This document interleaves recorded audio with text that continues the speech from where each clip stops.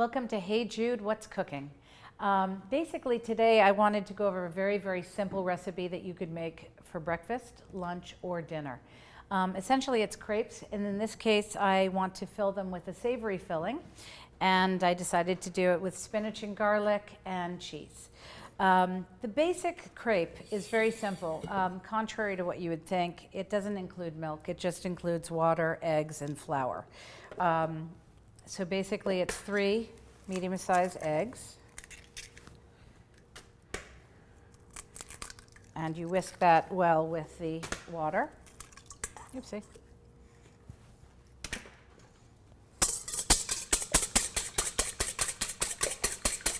Start the eggs first and then add the water to it.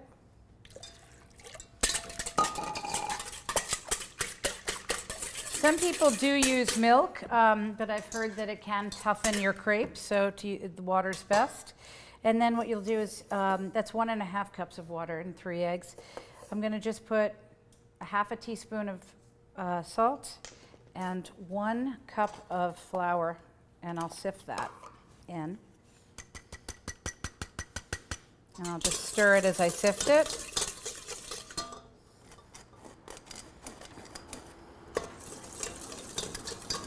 Also, you want to be aware that crepe batter is a very thin batter. It's actually a lot thinner than pancake batter. And that's how you get the really nice thin crepe. It's essentially, it starts off with a very thin batter.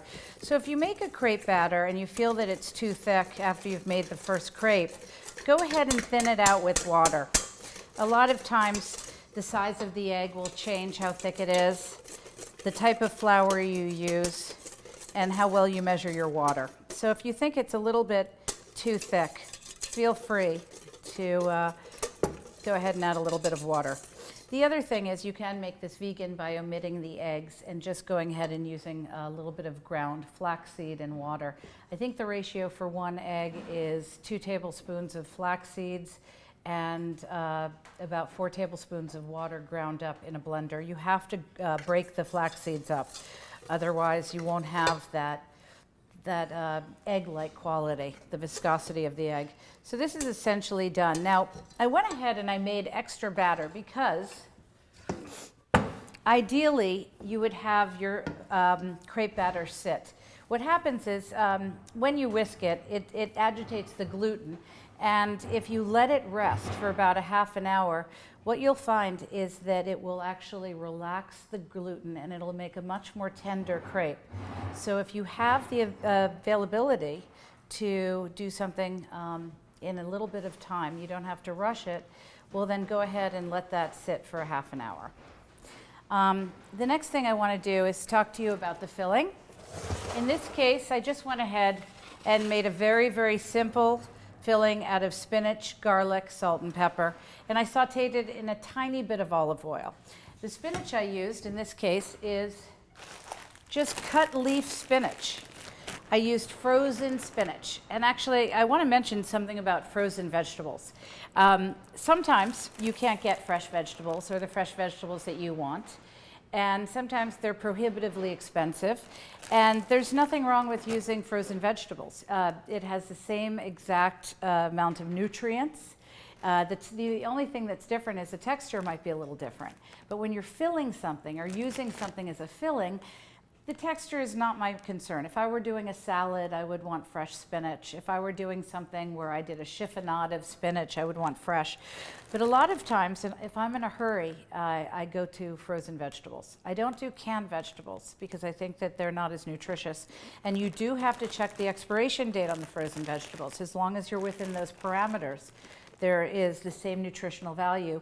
The other difference between frozen vegetables and fresh vegetables is these are already prepped and washed and cut. So it saves you a lot of time. So you really, all the frozen vegetables are cut and prepped. So you can just throw them into something. Once again, I wouldn't do it if the vegetable was the highlight, but if it's in a filling or it's in a soup or it's part of a lasagna, then I would go ahead and use frozen. In this case, I also have for fillings a little bit of low-fat cottage cheese. And of course, you can always substitute this for anything you like. If you don't like cottage cheese, you can use ricotta. You can use anything you want, any other cheese. I also have some grated cheddar cheese and a little bit of fresh ground black pepper. And of course, my spinach and garlic over here. And so I call this Crepes Florentine because of the spinach addition. And I've also melted a little bit of oil and a little bit of butter. I usually use a 50-50 measurement because I like the flavor of the butter. I like the fact that the oil allows me to cook it at a higher temperature and really prohibits the butter from burning. In terms of a pan, I like to use a non-stick pan. If you're doing a non-stick pan, you always want to use a non-stick spatula. And in terms of the butter or oil, or butter oil in this case, you just need a tiny, tiny little bit. So I just put the tiniest drop in, and then actually I can even pour out the excess. You really don't want a lot of oil, okay? So I'm going to turn this on high, and then I'm going to bring it down to probably about a 5 or a 6. The other thing I'm going to do to make it way easier, and this is what I tell my students at Brookline High School, just tools make everything so much easier. So pour your crepe batter into a measuring cup, and that way you can just very, very easily pour out your crepes. Oops. Get that little bit. A little bit of schmutz. Okay, so I've got my crepe batter, I've got my filling. I also want to have my pan ready. And I also want to have my 2 cheeses. This was a recipe that I came up with years and years ago because essentially I didn't have a lot in my pantry or in my fridge. I had leftover spinach. I always have cheese and cottage cheese at the house. And I had some eggs, and I thought, what am I going to make? And I thought, maybe I'll make some crepes. Now, I also advocate to use whatever you have left over in these crepes. If you have leftover roasted veggies, throw them in. If you have leftover tomato sauce, make a pizza crepe. Use some fresh mozzarella. If you have leftover greens from a salad and grains, you can incorporate those. This would be wonderful in a crepe. So feel free to always experiment with crepes. In terms of when do you pour the crepe, you have to really look for the ripples on the surface of the pan. You also, another way to do it is if you can't hold your hand an inch above the pan for longer than 10 seconds. And I can, so I know that it's not quite there. Some people would advocate throwing a little bit of water. I try to stay away from that, but I could actually throw a little bit of crepe batter in. So let me just try a tiny drop. And it looks pretty good. It's actually beating up and forming. So when I do my crepe, I go ahead and pour halfway until the circle's about halfway, and then I go ahead and I tilt it very slowly all the way around.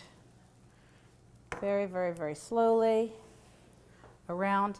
And what you're going to look for, first of all, the periphery cooks faster than the inside of the crepe. So you're going to see the periphery cooking very quickly. And at that point, I'm turning it down to about a 5. And you can sort of see that it doesn't look wet anymore. The batter actually really does look wet, but this doesn't. So you lift it up, fold it over, and that's it.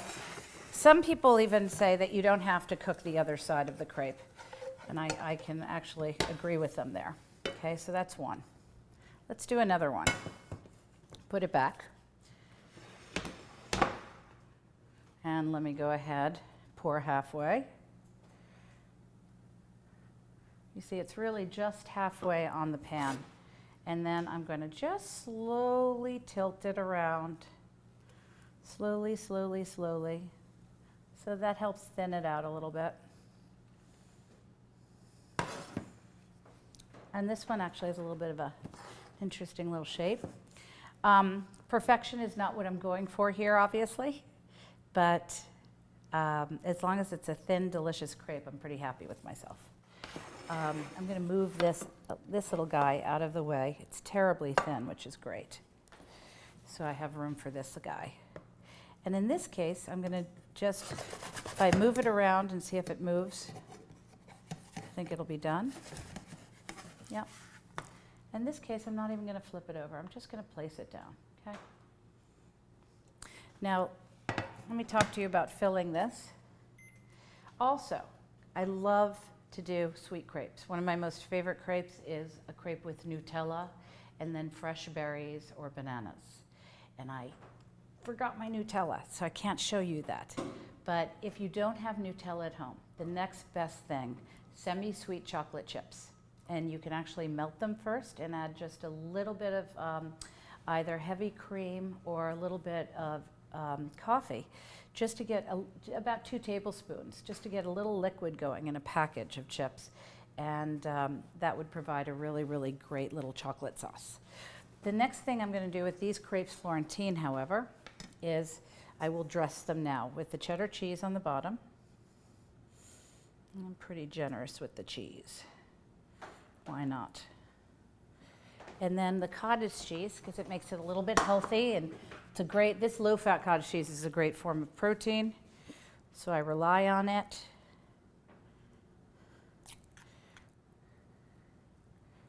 And I also bake these when I'm done so that everything is melty and cheesy and delicious. I want to put a tiny bit of fresh cracked black pepper on the cheese, just a little bit. Give it a little bit of a spice. And then we're ready for the spinach and garlic. And this was just chopped spinach that I got frozen, as I mentioned, and about 10 cloves of garlic, olive oil, salt, and pepper. That's all it is. And you know, you can omit the salt. I know a lot of people are skipping salt these days, and you could just use lemon zest or fresh herbs. And the garlic, of course, is wonderful, as well as the olive oil. So I want to put a fair amount, I'd say about 2 tablespoons of spinach. And then I will roll these crepes. You want to sort of roll them almost as if it was looking like a burrito a little bit, like that. And I'll go ahead and carefully roll this guy.